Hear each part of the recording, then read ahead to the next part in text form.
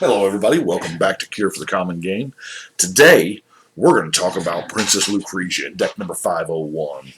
Now, this was from Legends, the very first set that gave us the legendary type, super type. And some of these are going to be difficult to build around. Because, Princess Lucrezia here is a 6-mana 5/4 that taps for a blue. Because that's totally what I want to do with my 6-mana commander. But anyway, I had actually been wanting to build a specific type of deck, and I needed the deck to be blue-black. So this was a way for me to use Princess Lucrezia, and I'll be honest with you, where are we at? The card I saw that inspired the whole thing, y'all probably remember it from, I don't know, a couple weeks ago. Altar of Shadows. Now, I played all the way through the Mirrored Block, all of them, but somehow I had never seen this card. And yes, it is repeatable with removal, but what got me was the charge counter thing. I had not seen black charge counter cards, and because typically we think of blue when we think of artifacts and charge counters and whatnot. So this kind of steered me down. I want to build a blue-black charge counter deck. So that's what I did. So we're going to look at the charge counter cards first. We have the Core Tapper, Power Conduit, Surge Node, and the Vedalken Infuser. Those are the ones that actually add the charge counters on it. A lot of cards have actually been reworked to where they actually now use charge counters, like all of the Vivid lands use charge counters. Here, we'll just run through some.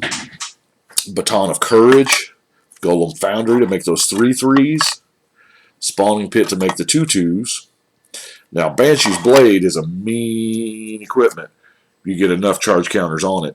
Now, we'll get to adding charge counters to all the stuff later, but this is all of the cards that actually use charge counters. Grind Clock, Sphere of the Suns, Ratchet Bomb. I apologize if I tend to be going a little fast here. This is actually my second time filming this particular video.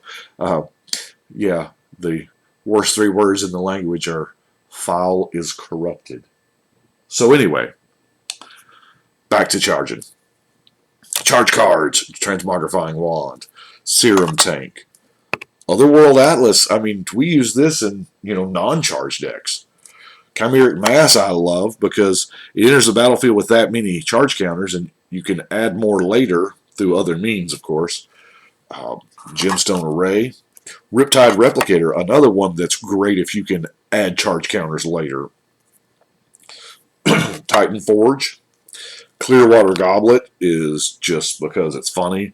Now, granted, the Sunburst, we're probably only getting 2. I mean, if we get lucky with our any color land, we may can get 3 counters on it. But if we start adding counters to it, this could get insane.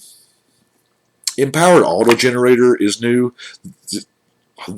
Also a card that kind of steered me in this direction. It's new, haven't used it. And I was like, that's Arcane Spyglass, helps draw some cards. But now, like the mana batteries from Legends and 4th edition, the blue mana battery and the black mana battery, they use charge counters now. But ultimately, Magistrate Scepter is where we want to be at. You know what I'm saying? This is what we want. So, the deck does not have, I don't think, the capability to make it infinite, which is, totally fine. But I believe we can use it a lot. I like the fact that you don't have to sacrifice the scepter. Eternity Vessel. Now, I've played Eternity Vessel since Zendikar gave it to us, and that was a long time ago. But my problem with Eternity Vessel, I mean, it costs 6. it's never really a priority when you draw it. You know, you always want to do other things, but it seems like it's not. You look at it and you think, oh, I play a land, I go back up to 40. Well, you know what? Most of the time when I play it out, I'm in like the 20s.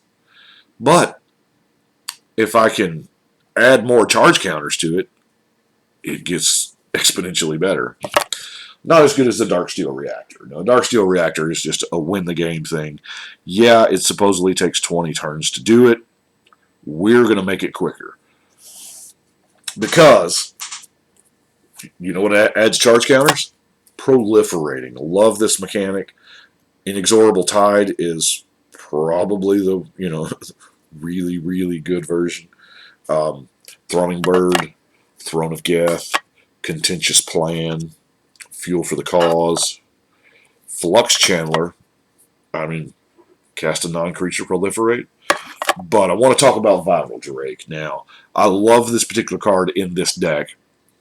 It's almost sad that it has Infect, because that means it invariably costs more. But 4 mana Proliferate is pretty sweet. That flying's no joke either. We'll get to why the flying matters here, I guess now. Now we will. So, we're running lots of artifacts. So let's look at our, wow, almost all of our mana here. We have Jorah's Familiar to make our artifacts cheaper. Same way with Ethereum Sculptor. We got a Border Post, Miss Vane, Silver Mirror, Leaden Mirror, Dimir Locket, and Dimir Keyrune. Vault of the Whispers is up in our artifact count. The reason why all of that is so important is Cranial Plating.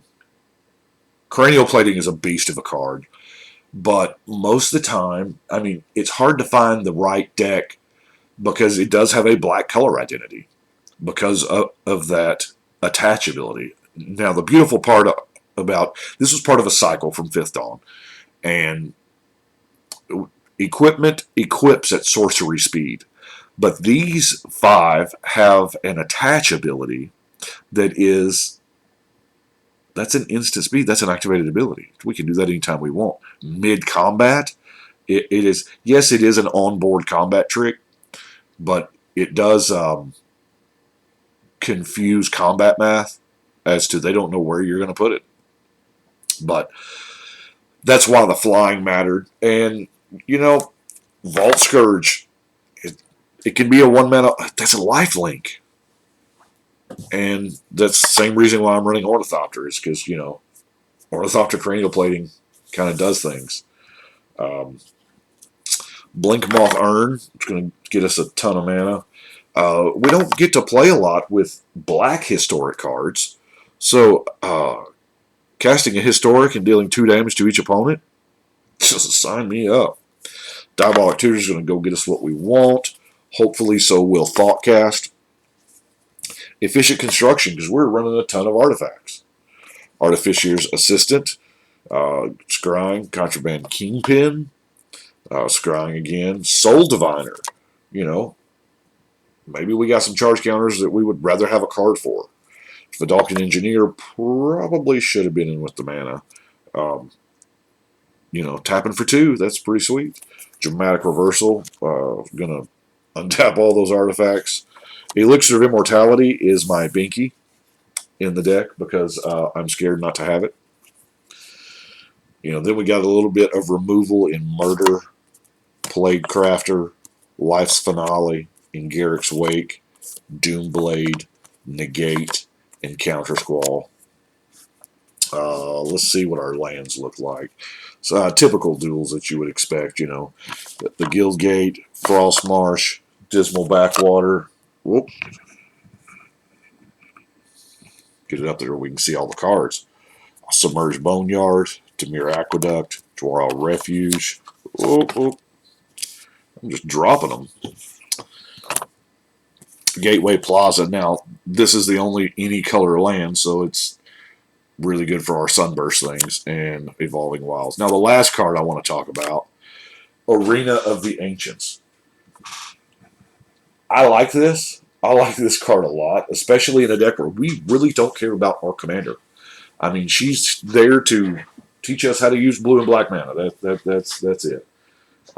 But so many decks, and I'm guilty of it. I do it quite a lot. Build the entire deck around the commander. I mean, that's Yorvo's coming out in 503, so yeah, that's one.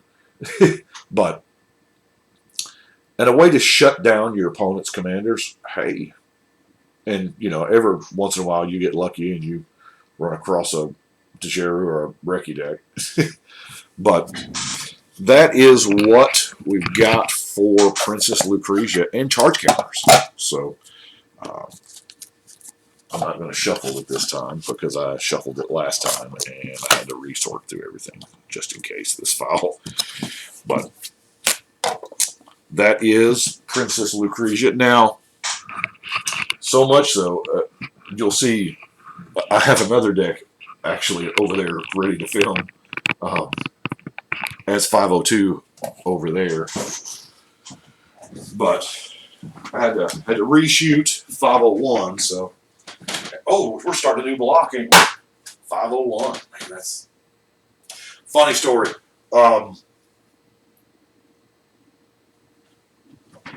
Patron Chris Thompson was over, and we were. The camera's not up.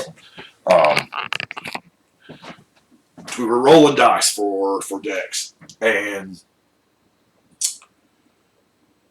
how we do that is it was the first time since we have 5 complete blocks. Rolled a 10-sider. 1, 2, 3, 4, 5, 6, 7, 8, 9, 10, right? So you roll a 10-sider, see which block you're in, and then you roll to see what column and then what deck. So that's 3 10-sided die rolls. We rolled the same deck.